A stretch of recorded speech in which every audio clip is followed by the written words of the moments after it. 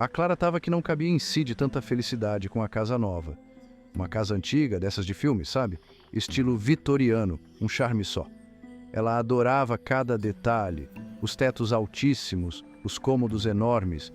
E a vista, então? Lá no alto da colina, dava para ver a cidade inteira. Na entrada, uns carvalhos antigos, com aqueles galhos todos retorcidos, pareciam até dedos de mão esquelética, sabe? Os donos antigos tinham ido embora assim de repente, ninguém sabe, ninguém viu.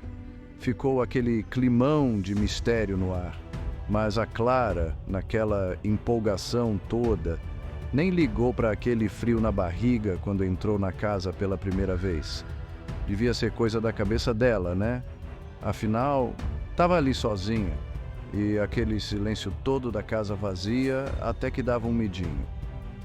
Mas logo ela ia dar um jeito nisso, ia colocar a casa no lugar, fazer tudo do jeito dela. E foi assim que ela passou os primeiros dias, arrumando as coisas, tirando tudo das caixas, pendurando quadros, organizando os móveis, tentando deixar tudo com cara de lar docilar. Mas por mais que tentasse, não conseguia se livrar daquela sensação. Como se estivesse sendo observada, sabe? Tinha alguma coisa ali naquela casa, uma presença, sei lá, alguma coisa errada. Quando o sol começou a se pôr, sabe? E aquelas sombras compridas foram tomando conta da casa, ela sentiu um arrepio. A casa ficou fria, gelada, como se tivesse dado uma corrente de ar. Ela tentou não dar bola, mas a sensação continuava ali. Era como se a casa estivesse olhando para ela, acompanhando cada passo que ela dava. O primeiro sinal de que algo estava errado foram os sussurros. Clara estava na cama, quase pegando no sono quando os ouviu. Um murmúrio suave e indistinto, quase imperceptível. Parecia vir das paredes, da própria alma da casa. No início, Clara pensou que fosse a sua cabeça pregando peças. Afinal, ela estava de casa nova, né? Era normal ouvir coisas diferentes, mas os sussurros não paravam. Ficaram mais altos, mais presentes. Às vezes quase conseguia entender o que diziam. Palavras numa língua que ela não reconhecia. Uma noite, Clara acordou num sobressalto. Os sussurros estavam mais altos do que nunca. Vinham da parede ao lado da cama. Ela ficou ali, paralisada de medo, enquanto os sussurros a envolviam. Ela sentiu uma presença no quarto, algo frio e ruim. Clara respirou fundo e se obrigou a sair da cama. Acendeu a luz, esperando dar de cara com alguém. Mas o quarto estava vazio. Os sussurros tinham sumido. Clara ficou parada, o coração aos pulos, tentando acreditar que tinha sido só um pesadelo. Mas, lá no fundo, sabia que algo estava errado. Muito errado. Os dias se tornaram semanas, e os acontecimentos estranhos continuaram. Passos ecoavam pelo corredor à noite, mesmo Clara estando sozinha. Portas se abriam e fechavam sozinhas, como se tivessem vida própria. Objetos se moviam, como que guiados por mãos invisíveis. Era de arrepiar. Os sussurros ficaram mais altos, mais frequentes, quase como se estivessem cochichando em seu ouvido. Pareciam seguir Clara por todos os cantos da casa, como um vulto. Clara tentou encontrar uma explicação lógica. Tentou se convencer de que era tudo coisa da sua cabeça. Disse para si mesma que a casa era velha, era normal ter seus rangidos e gemidos. Afinal, casas antigas são sempre cheias de mistérios, não é? Mas lá no fundo, ela sabia que algo estava errado. Algo não se encaixava. Havia uma presença na casa, uma energia estranha, pesada. Era como se algo ruim tivesse se instalado ali. Ela conseguia sentir essa presença a observando, a cada passo que dava. Era como se estivesse brincando com ela, como um gato com um rato. Numa noite, enquanto Clara lia na sala, um estrondo ecoou no andar de cima. Parecia que o teto ia desabar. Seu coração disparou. O sangue gelou em suas veias. Ela ficou em silêncio, ouvindo com atenção, mas o silêncio se instalou, só o silêncio perturbador da noite. Clara, com o coração na mão, Subiu as escadas lentamente, segurando firme no corrimão. A cada passo, o medo aumentava, e ela podia jurar que ouvia sua própria pulsação. Chegando ao topo da escada, Clara com cuidado espiou o corredor. Todas as portas estavam fechadas, exatamente como ela havia deixado. Nada fora de lugar, aparentemente. Respirando fundo, Clara percorreu o corredor lentamente, cada passo ecoando no silêncio. Ela checou cada quarto, um por um, mas estavam todos vazios.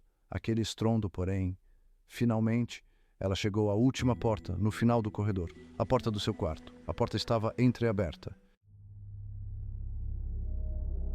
Clara hesitou por um momento, com a mão pairando sobre a maçaneta.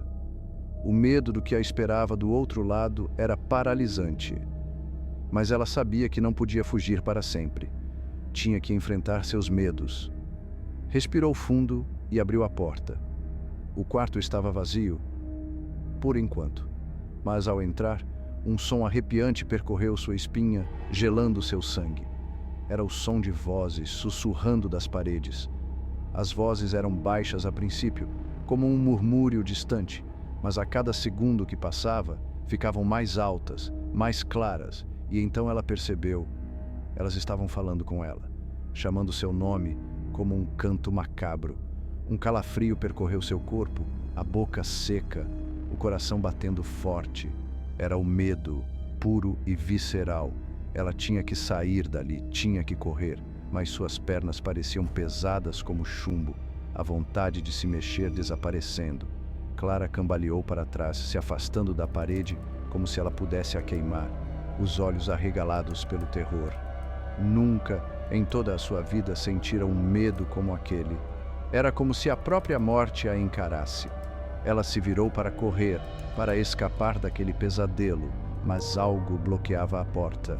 Algo terrível. Uma figura alta e sombria, envolta em trevas, materializou-se na soleira da porta. Seus traços, impossíveis de discernir, apenas aumentavam o horror. Um grito estrangulado escapou de seus lábios. O que era aquilo? O que queria?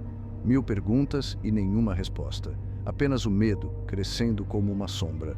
A figura deu um passo à frente e o ar ficou gélido. Uma frieza sobrenatural que parecia sugar a vida da sala. A morte. Ela estava encarando a morte de frente. Tinha que sair dali. Era sua única chance. A janela. Clara correu em direção à janela, a esperança reacendendo em seu peito. Abriu-a com um solavanco e se agarrou à borda, puxando-se para cima com a força do desespero. Os passos se aproximavam, pesados e implacáveis, fazendo o chão tremer. A figura estava quase em cima dela. Sem olhar para trás, Clara respirou fundo e saltou, desaparecendo na escuridão da noite. Quinto ato. A criatura na fenda. Clara caiu com tudo na terra fofa, sem ar. Ela se levantou com dificuldade e correu, sem olhar para trás. Ela ouvia o rugido da criatura atrás dela, ecoando, e sabia que estava sendo perseguida.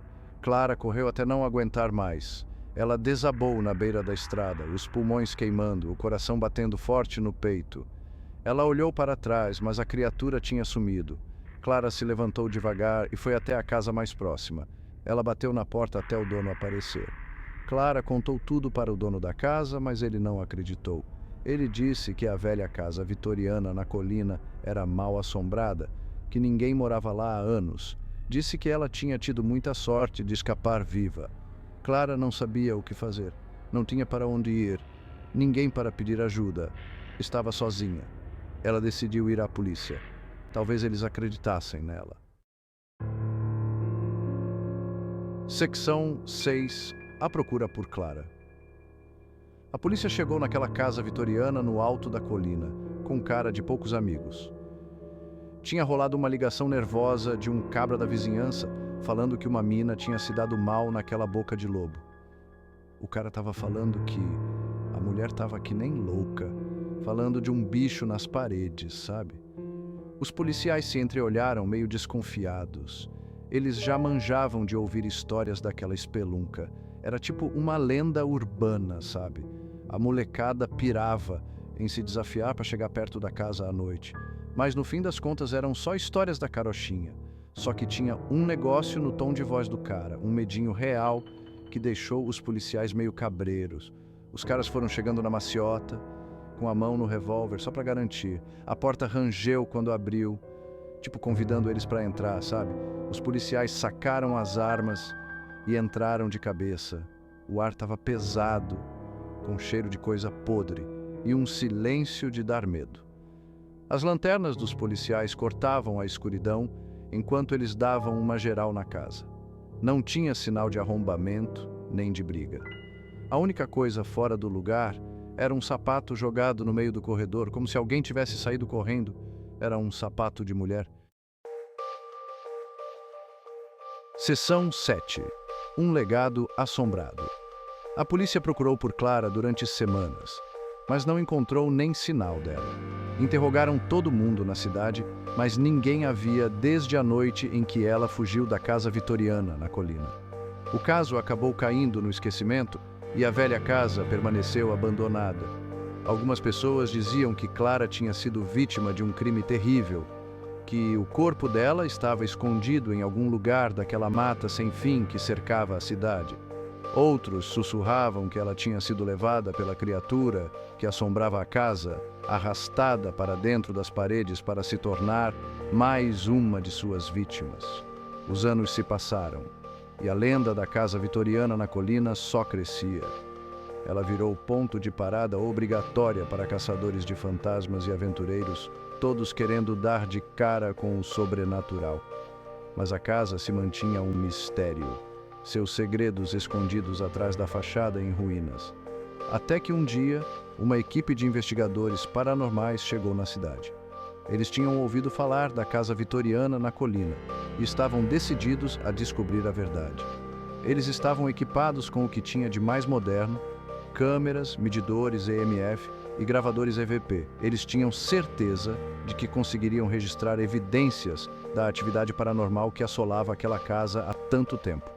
A equipe conseguiu autorização da prefeitura para investigar a casa. Eles chegaram no fim da tarde com a van carregada de equipamentos. Descarregaram tudo e subiram à entrada da garagem tomada pelo mato, o coração batendo forte, numa mistura de animação e apreensão. Secção 8. A investigação paranormal. Os investigadores paranormais montaram seus equipamentos na sala da casa. As câmeras foram posicionadas em cada canto, focando o centro da sala. Medidores EMF foram colocados no chão, suas agulhas vibrando sem parar. Gravadores EVP espalhados pela sala, seus microfones captando cada rangido e sussurro da velha casa. O chefe da investigação, um homem alto e imponente de barba grisalha, se dirigiu à equipe. Galera, vamos com calma e respeito. Somos visitantes aqui, mesmo que nossos anfitriões sejam um pouco diferentes. Os outros investigadores concordaram, seus rostos iluminados pelo brilho dos equipamentos. Um grupo diverso, cada um com suas razões para estar ali, mas todos unidos por um objetivo: encontrar provas do paranormal. A investigação começou devagar. Os investigadores se espalharam pela casa, suas lanternas cortando a escuridão.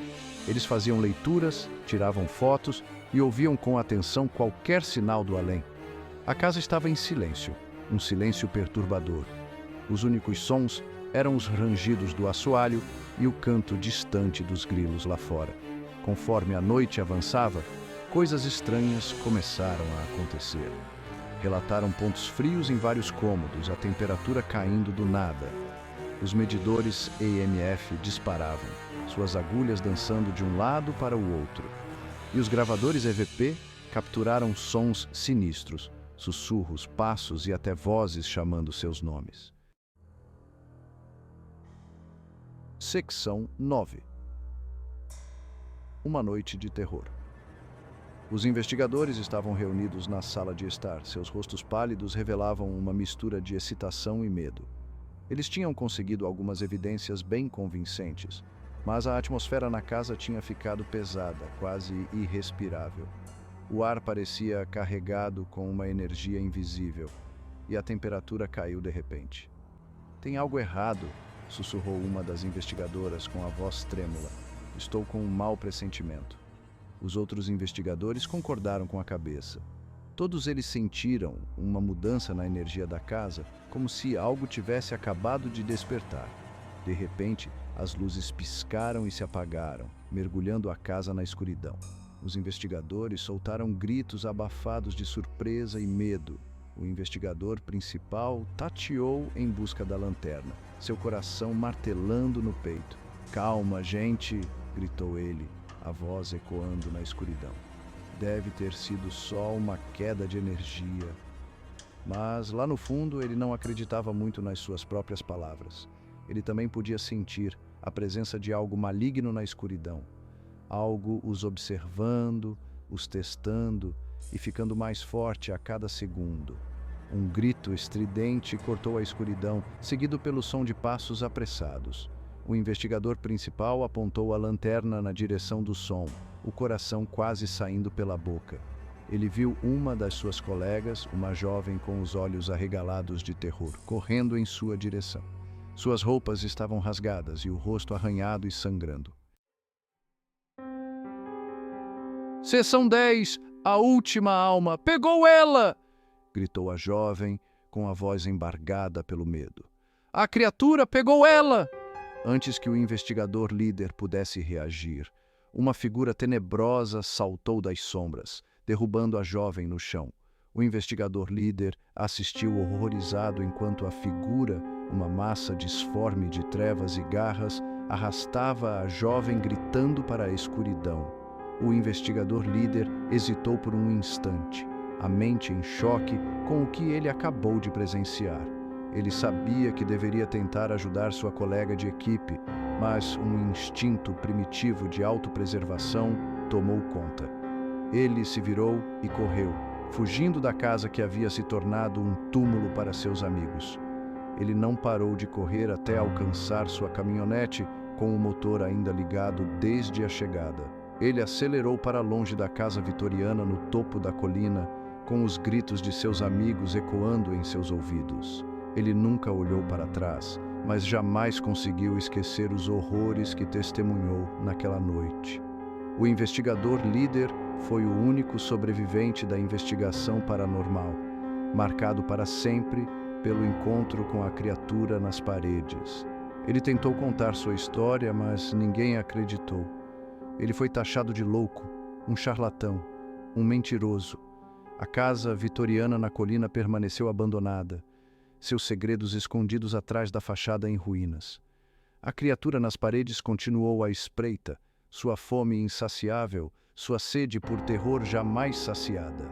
E a lenda da casa assombrada se perpetuou, um lembrete arrepiante de que alguns mistérios são melhor deixados intocados.